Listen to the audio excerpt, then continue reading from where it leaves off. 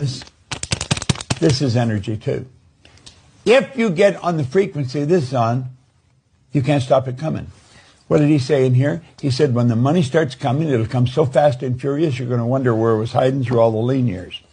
And he's right. Most people don't understand that.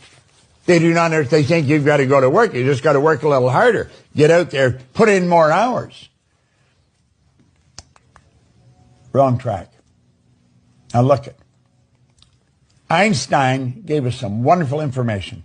He said the intuitive mind, that's the higher faculties, is a sacred gift.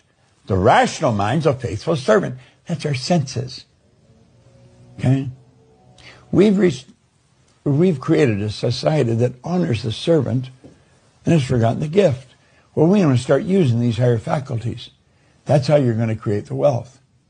Now, I showed you this yesterday, and I'm going to touch on it once today, but I want you to get this. I want you to copy this down, and I want you to pay attention to it. And you just repeat this over and over and over again. Genevieve B. Rand was a student of Thomas Troward. Thomas Troward, I believe, is one of the greatest authors of the last 500 years. This is one of his books that I have in a bookstand. One of his books that I have in a bookstand here in front of my desk. I read those 2 pages every day, have for quite a while. It's Thomas Troward's work. Well, Genevieve B. Rand was his only student. She had to attract $20,000 in 1912 to go and work with him. And it's through studying what I'm putting on the screen here that enabled her to do it. Now, I'm not going to say you're going to grasp this overnight. You got to keep reading it over and over and over. My mind is a center of divine operation.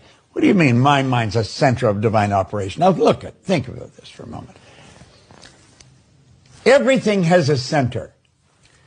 If I have a basketball, there's a point in that ball that's center, and that's determined by the outer side of the ball. There's a point in this room that's center, and that's determined by the outer measurements of the room. But when you get to the divine, when you get to God, to spirit, there is no outer measurements. You're talking about infinite.